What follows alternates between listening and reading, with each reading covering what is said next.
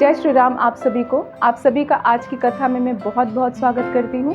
हमने पिछली कथा में चर्चा किया था कि हमारे प्रभु श्री रामचंद्र जी, माता सीता जी और श्री लक्ष्मण जी के साथ वनवास की तरफ निकल चुके हैं और उनके साथ अयोध्या जी के समस्त नगरवासी भी निकल गए हैं। वो उनके साथ ही जा रहे हैं। अब श्री रामचंद्र जी को ये बात अच्छी नहीं लग रही, उनके मन में बहुत कष्ट हो रहा है अपने नगरवासियों को इस तरीके से देखकर। तो उन्होंने सोचा कि तमसा नदी के तट पर हम विश्राम करते हैं, उसके बाद हम आगे बढ़ेंगे। लेकिन नगरवासियों को उन्होंने समझाया कि आप लोग इस कष्ट को मत भोगिए, आप सभी नगर को जाइए। लेकिन नगरवासी इस बात को मानते नहीं हैं और कहते हैं कि हे स्वामी, जहां आप जाएंगे वहीं हम भी जाएंगे। इस बात को सुनकर प्रभु श्री रामचंद्र जी संकोचवश कुछ बोल नहीं पाते हैं और विश्राम करने के लिए वहां पर रुकते हैं। जैसे ही रात्रि का दोपहर बीतता है, प्रभु श्री रामचंद्र जी मंत्री सुमंत्र जी से कहते हैं कि हे तात, हमें अभी निकलना चाहिए।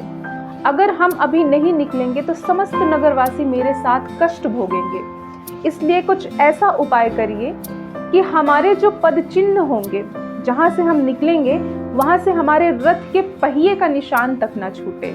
इस बात को मानते हुए मंत्री सुमंत्र जी प्रभु श्री रामचंद्र जी, मैया सीता और श्री लक्ष्मण जी को रथ पे बिठा के आगे की तरफ बढ़ते हैं और जितने भी पीछे निशान थे उसको समाप्त कर देते हैं। अब जैसे ही भोर होता है, नगरवासी देखकर बिल्कुल व्याकुल हो जाते हैं कि श्री रघुकुल नंदन कहाँ चले गए, और उनको इस बात की बड़ी पीड़ा होती है कि वो हमें छोड़कर चले गए। जैसे सर्प बिना मणि के छटपटाता है, उसी प्रकार से अयोध्या के नगरवासी भी छटपटा रहे होते हैं प्रभु श्री रामचंद्र जी के बिना।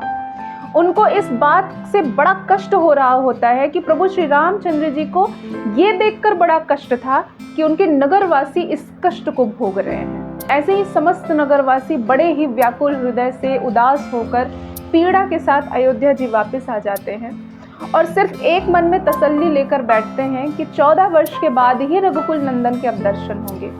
तो 14 वर्ष तक हमें सिर्फ व्रत करना है, हमें भगवान का स्मरण करना है, उनके आने का इंतजार करना है। इधर मंत्री सुमंत्र जी हमारे रघुकुल नंदन, हमारी मैया सीता जी और श्री लक्ष्मण जी को अपने रथ पे बिठाकर मैया गंगा जी के पास पहुंचते हैं। माता गंगा जी को देखकर हमारे रघुकुल नंदन बड़े प्रसन्न होते हैं, स्नानादि करते हैं, उनके दर्शन करते हैं और माता सीता जी और श्री लक्ष्मण जी को तरह तरह की कथाएं सुनाते हैं माता गंगा की। और वहीं निषाद राज गो को भी पता चलता है कि अरे रघुकुल नंदन आए हुए हैं। वो बड़े ही उत्साह के साथ अपनी टोली लेकर रघुकुल नंदन के पास पहुंचता है, सभी प्रकार के फल फूल लेकर वहां पर पहुंचता है और उनके चरणों को स्पर्श करता है और बार बार चरणों को स्पर्श करता है। जितनी बार चरणों को स्पर्श करता है उतने बार अपने हृदय में सुख पाता है। और जब प्रभु श्री रामचंद्र जी की वेशभूषा देखा, मैया सीता जी की वेशभूषा देखा, श्री लक्ष्मण जी की वेशभूषा देखा, उसके मन में बड़ी व्याकुलता आती है।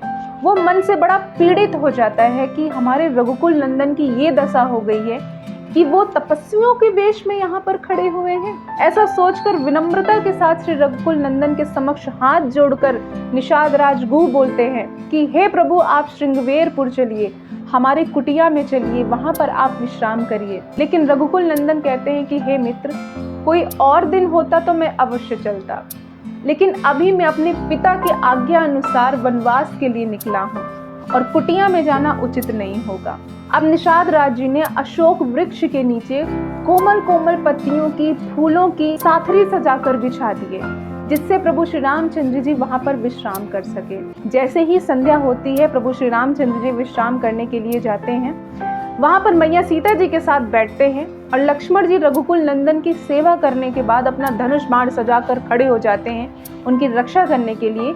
निषाद राज गु भी उनके साथ खड़े हो जाते हैं प्रभुवर की रक्षा करने के लिए। लेकिन निषाद राज जी लक्ष्मण जी से कहते हैं कि प्रभुवर की ऐसी दशा देखकर मुझे हृदय में बड़ी ही पीड़ा हो रही है। और वो कहते हैं कि कैकेयी राज की लड़की नीच बुद्धि कैकेयी ने किस प्रकार से मति फेर दिया कि प्रभु श्री रामचंद्र जी को वनवास जाना पड़ा। अब देखिए, जैसे ही निषाद राज माता कैकेयी के लिए कुबुद्धि और कुटिल शब्द का प्रयोग करते हैं, लक्ष्मण जी तुरंत उन्हें वहां पर रोकते हैं और वो कहते हैं कि काहु न को सुख दुख कर दाता, निज कृत कर्म भोग सब भाता। कोई भी किसी को सुख दुख नहीं देता है, जो कुछ आपके भाग्य में लिखा होता है, कर्मों में लिखा होता है, उसी का फल हमें मिलता है। अब देखिए, यहाँ पर श्री लक्ष्मण जी माता कैकेयी जी की चर्चा में विश्राम लगा रहे हैं और वो बोल रहे हैं कि सब कुछ कर्मों का खेल है, सब कुछ भाग्य का खेल है। यहाँ पर सुख दुख देने वाला कोई नहीं है, हमारे कर्मों के अनुसार हमें सुख दुख मिलता है।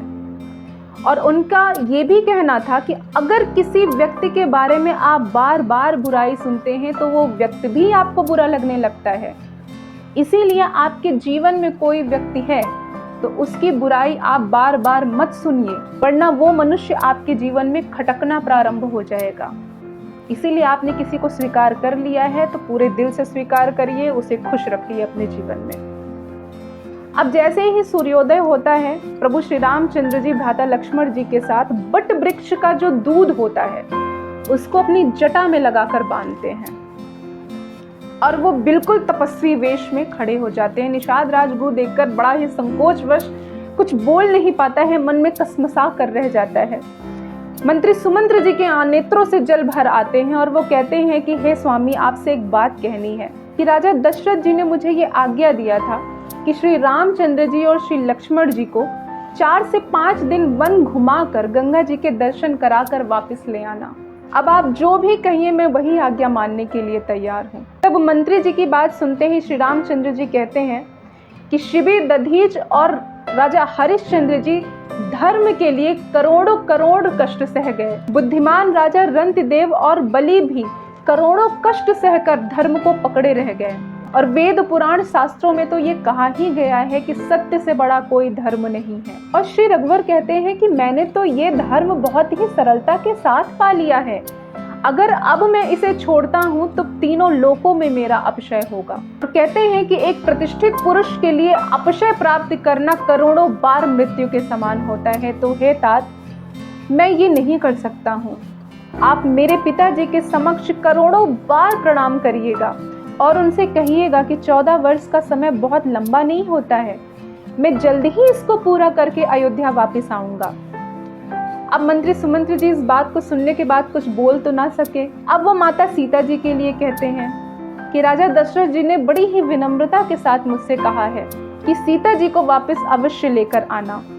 श्री रामचंद्र जी माता सीता जी को बहुत तरीके से समझाते हैं तो मैया सीता जी कहती हैं कि क्या शरीर के बिना शरीर की छाया रह सकती है? सूर्य के बिना सूर्य की रोशनी रह सकती है? तो जिस प्रकार मछली जल के बिना नहीं रह सकती, उसी प्रकार से हे प्रभुवर मैं आपके बिना नहीं रह सकती हूँ। प्रभु श्री रामचंद्र जी भी इस बात को सुनते हैं और मंत्री जी फिर कुछ नहीं बोल पाते हैं और वो उनसे आज्ञा पाकर वापस आते हैं। अब जब वो वापस आने लगते हैं तो रथ में लगा हुआ घोड़ा वो भी विरह के मारे व्याकुल हो रहा है प्रभु श्री रामचंद्र जी के लिए। घोड़ा भी उसी दिशा में बार बार ताक रहा है जिस दिशा में प्रभु श्री रामचंद्र जी निकले हुए थे। मंत्री सुमंत्र जी के मन में बड़ी ही पीड़ा थी और वो जाकर एक वृक्ष के नीचे बैठ गए और मन में विचार करने लगे कि मैं खाली हाथ किस मुख के साथ अयोध्या में जाऊं, मैं राजा दशरथ जी को कौन सा अपना मुख दिखाऊं कि मेरे साथ प्रभु श्री रामचंद्र जी, मैया सीता जी और श्री लक्ष्मण जी कोई नहीं है। ऐसा विचार करते हुए वो छटपटाते हुए अयोध्या की तरफ निकलते हैं और इधर प्रभु श्री रामचंद्र जी, मैया सीता जी और श्री लक्ष्मण जी के साथ वनवास की तरफ निकलते हैं। तो मैं आशा करती हूँ कि आज की कथा आप सभी को पसंद आई होगी। अब हम मिलने वाले हैं अपने आने वाली कथा में, तो आज के लिए जय श्री राम।